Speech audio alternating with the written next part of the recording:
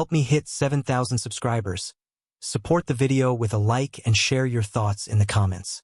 I read everyone. Thank you. I've heard people say that the quietest moments in life are the ones that change you forever. I never really understood that until the night I found out about Marin's affair.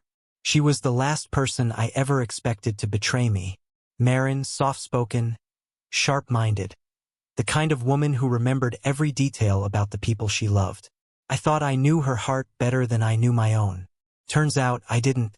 My name is Callum Hart, 34 years old then, working as a systems analyst, living a steady, ordinary life I was grateful for. Marin and I had been together 5 years. We weren't married, but we were committed in every way that mattered. We talked about buying a house, about a dog, about maybe someday a family. She wasn't perfect, no one is, but she was mine, and I loved her with the kind of loyalty that didn't have conditions. The night everything broke was painfully normal. She said she was working late. I believed her without hesitation. That's who I was with her, trusting to a fault. I made dinner.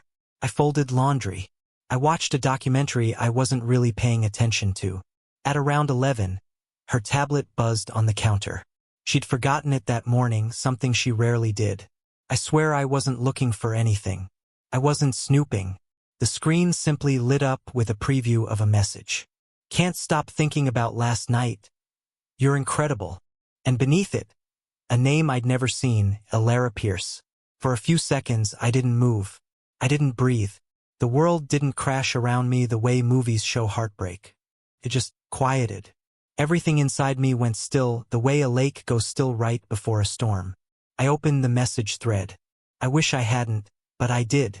Their conversations went back months. Late-night plans, inside jokes, confessions. Moments that used to belong to me now lived in bubbles of text between Marin and a stranger. My hands were shaking, but not from anger. It was disbelief. This thin, fragile disbelief that refused to accept what my eyes were reading. When Marin walked through the door an hour later, smiling tiredly, something inside me detached from the moment. I didn't scream. I didn't confront her. I didn't break anything or demand explanations. I just felt the quiet settle deeper, filling every corner of me until it felt like I wasn't even standing in my own life anymore. She kissed my cheek and said, "Hey, Cal. Sorry I'm late." I nodded. That was all. Just a nod. That night, while she slept, peacefully, effortlessly, I packed a single suitcase. Clothes, documents, my grandmother's watch. I left my keys on the counter. I didn't leave a note. I didn't need to. She'd know eventually. I walked out as quietly as she'd walked away from me long before I ever realized she had. I rented a small apartment across town. Nothing special, thin walls, an older building, a view of a parking lot. But it was mine, and for the first time in years, I felt the air around me belonged to me. I changed my number. I blocked her everywhere. There were no dramatic goodbyes, no final conversations. Just silence, the kind that follows something that's already been dead longer than you're willing to admit. The first few months were rough. I'd be lying if I said otherwise. Betrayal doesn't burn hot like people imagine. It burns slow, steady, like a coal you carry long after the fire is gone. I rebuilt myself one small routine at a time. Morning runs, new recipes, books I'd bought but never read. Quiet evenings that didn't feel like punishment anymore. A year passed. Not quickly, slowly, like time was being stretched thin, but it passed. I healed in ways I didn't expect. Learned things about myself I'd forgotten. I didn't date. I didn't look for anyone. I wasn't afraid of love. I just wasn't chasing anything anymore. Peace felt better than excitement. Then, one rainy Thursday night, there was a knock at my door. A soft, hesitant knock, the kind people make when they're not sure they're welcome. When I opened it, Marin stood there. Her hair was soaked. Her hands were shaking. Her eyes, God. Her eyes looked like someone who had been carrying a year's worth of regret. The moment she saw me, her voice broke. Not cracked, broke. "Callum, please don't close the door. I'm so sorry." She burst into tears before I could even speak. And for the first time since I left her, the quiet inside me shifted. I didn't move immediately. I just stood there, the rain dripping off Marin's hair and clothes, and watched her crumble. The woman I had loved, the woman who had broken my trust without a word of confrontation, was now trembling at my doorstep like a child seeking shelter. A part of me wanted to slam the door, walk away, let her face the consequences of her choices. But another part, the part that had never truly stopped caring, held still, curious about what she'd become over this long, silent year. "Cal, please. I made a mistake," she whispered between sobs. Her voice was raw, ragged, almost unrecognizable. I realized what I lost. I held up a hand, not in anger but to pause the torrent. I wanted to understand, but I didn't want to get swept back into the chaos she had left behind. "Marin," I said, my voice calm but firm, "this isn't about what you realized. It's about what you did. You left, quietly, without explanation. You chose someone else over me." Her sobs quieted for a moment, replaced with a look I didn't recognize. Desperation. "I know, Callum. I know I hurt you. Every single day since. I've been regretting it. I can't stop thinking about how I threw us away." I studied her face. The lines of regret, the damp hair plastered to her forehead, the way her hands clutched themselves in panic. She was real, undeniably vulnerable. But that didn't erase the pain she had caused. The quiet months I spent rebuilding myself while she lived her life elsewhere, untethered by consequences. A year changes people. I was no longer the same Callum she remembered. That man would have begged, pleaded, maybe even taken her back. This Callum had learned the power of silence, the strength of boundaries. I was calmer now, but more resolute.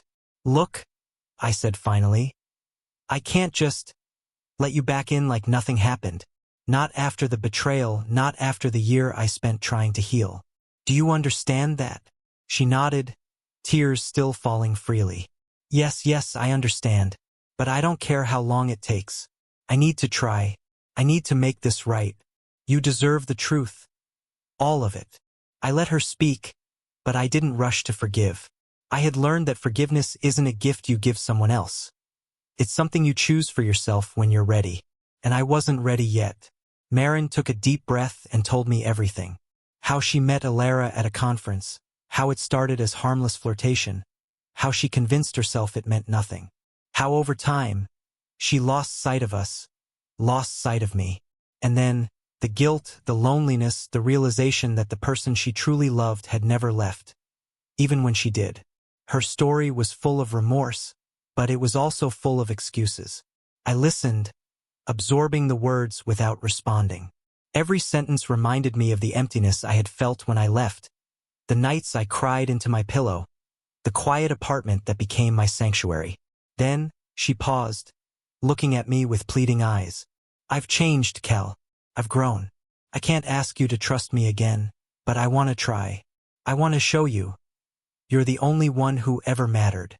I studied her for a long moment. Her honesty was undeniable, her vulnerability real. But the trust, once shattered, is like glass. You can glue it back together, but the cracks remain. And in those cracks, you see everything that went wrong. Finally, I spoke. "Marin, I don't hate you. I don't even feel anger anymore. I feel cautious. I feel protective of the peace I've built. If you want back in my life, it won't be the same as before. I've changed, you've changed. And maybe that's the only way this can ever work, if it's different." She nodded, understanding. And just like that, the tears slowed. She didn't try to kiss me, didn't beg. She just stood there, vulnerable and honest, willing to accept whatever I decided. I realized something important in that moment. Leaving her quietly had been the hardest, yet the most powerful choice I ever made. It gave me clarity. It gave me perspective. And it gave her a chance, if she deserved it, to face the consequences of her actions. We didn't talk about what would happen next. There were no promises, no declarations of renewed commitment. We simply acknowledged the past, and for the first time in a long while, I felt in control of my own life again. I had chosen my peace over pain. I had chosen myself. And as Marin finally left that night, she didn't walk away quietly this time. She left with tears, yes, but also with a glimmer of hope. A hope that maybe, in time, she could earn back a fragment of the trust she had lost. I closed the door and leaned against it. Silence settled around me, but it didn't feel heavy anymore. Felt clean, sharp even, a quiet kind of victory, not over her, but over the part of myself that had tolerated being unseen, unloved, and unvalued. Sometimes the loudest statements in life aren't made with words or actions. They're made in silence, in the decision to walk away, in the strength to stand firm and rebuild. That night, in that quiet apartment, I understood something fundamental. Love can return, but only when respect and honesty are real. And I would never compromise that again.